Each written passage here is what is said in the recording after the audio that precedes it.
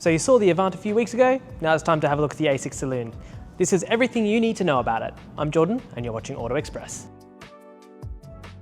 So, the Saloon. This very much so is a traditional three-box shape. Now that's been done very purposely by Audi's designers to make sure that its customers know this is a saloon, proper sedan, for America, for Asia, those sorts of markets. Now of course the Avant does most of the business in Europe, but this is still a pretty popular and important business car, and to be honest with you, it already looks pretty slick, if not quite as rakish as the Avant. This car is on the new PPC platform, which is the relation to the MLB Evo platform that was used before, but it features quite a lot of more digitization, is much more suited to deal with the latest PHEV technology. For now though, Audi will be launching this with only 3 engines. Now that's made up of a 2-litre 4-cylinder turbocharged petrol engine with front-wheel drive only, and then also a 2-litre diesel engine with either front or 4-wheel drive, and that one has a mild hybrid system. Now both of those 4 cylinders have 200 brake horsepower and will do a majority of the sales here in Europe. Above that, there is also then a 3-litre V6 twin-turbo TFSI model as well. That has Quattro as standard and will have also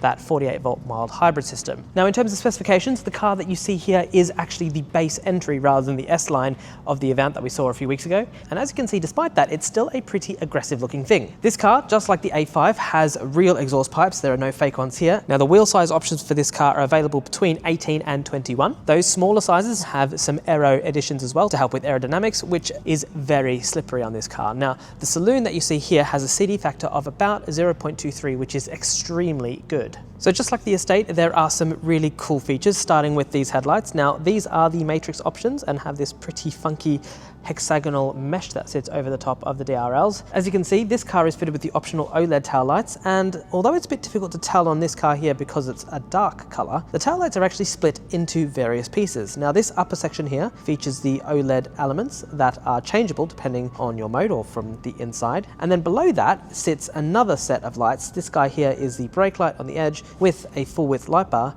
that Audi says its customers absolutely love. In terms of the overall design though, I think this is a very sleek, if slightly conservative car of this type. It's certainly more agreeable than something like the new 5 Series, which can be a little awkward in places, but I would say is definitely more interesting than the new E-Class. Now those are its 2 key competitors. The roofline is also reminiscent of that C5 A6 model, as you can see here with that really nice bow that runs right from the rear to the front. Now at the time of filming, we don't quite know what the specific UK prices and official specs will be. They will be released closer to the reveal date, which on this car is going to be somewhere around the middle of the year. Now you won't be surprised to hear that the inside of this car is exactly the same as the Avant, and that is no bad thing. The interior design itself really does rest on those Audi laurels of exceptional quality and a premium contemporary style. Now there are some glossy black plastics on the center console, which will be annoying because they will scratch and get dusty and fingerprinty and gross and stuff like that, but generally speaking, all the materials are of exceptional quality. It's a bit of a step up from the last generation, most definitely.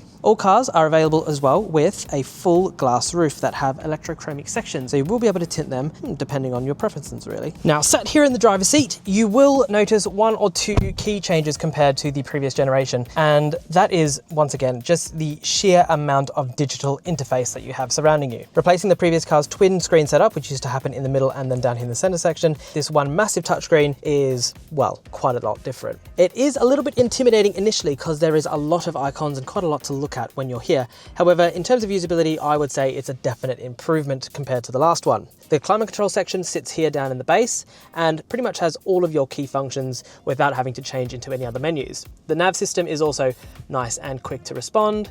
It's got 3D mapping here, as you can see, which is a nice little addition. However, general, it's all very configurable and easy to use. Of course, Apple CarPlay and Android Auto will be fitted as standard as well, but in general, look, everything feels very slick and very Audi. Did you know that you can sell your car through Auto Express? With decades of advice and reviews experience, you can have confidence in us knowing exactly what your car's going to be worth. Get an honest valuation of your car by clicking the link at the description below.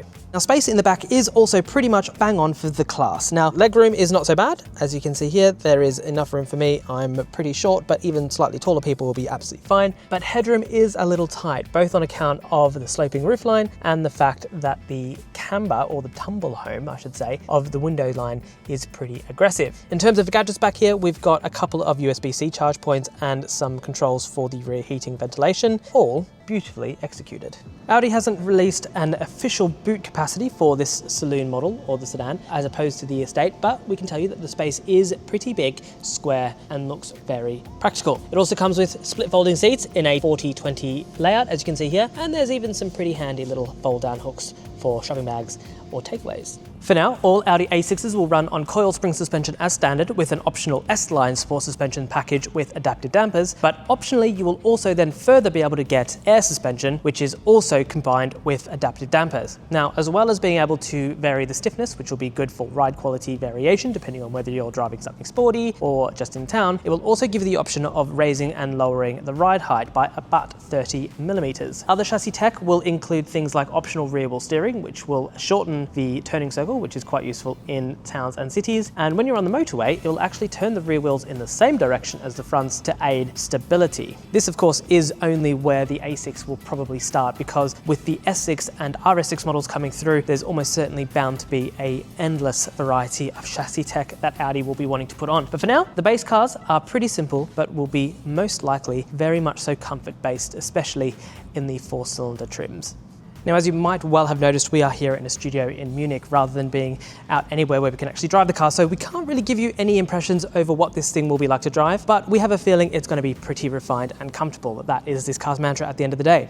So, while we can't really give you a verdict today, what we can say is that while this is a little bit more conservative than the very rakish Avant, we think that the A6 Saloon is still going to make a very worthy addition to the executive car class. Of course, this car has to deal with the BMW 5 Series and the Mercedes E-Class, and in my opinion, I think it'll do quite well.